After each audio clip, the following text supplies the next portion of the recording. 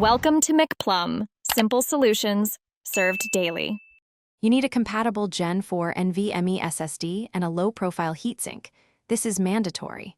Once you've gathered tools and grounded yourself, power off and unplug the console.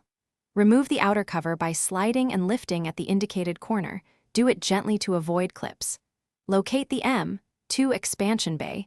You'll see a metal cover held by a single screw. Unscrew that cover and set the screw and spacer aside in a safe spot, because you'll reuse them to anchor the SSD. Insert the SSD by aligning the M key notch to the slot, then slide it in at a shallow angle so the contacts seat fully. Once the card is in, press it down flat toward the spacer and secure it with the tiny screw.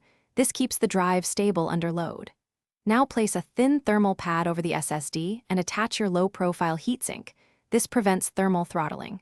Make sure the heatsink is seated evenly and does not obstruct surrounding components.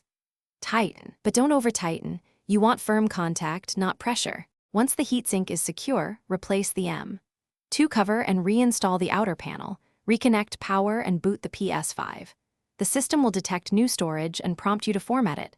Follow the on-screen steps to prepare it for games and apps.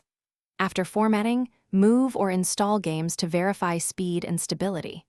If the SSD isn't detected, power down and reseat the drive, confirm the spacer and screw are in the correct slot, and make sure the SSD meets Ps5 compatibility specifications before retrying. Thanks for watching. Stay juicy and subscribe.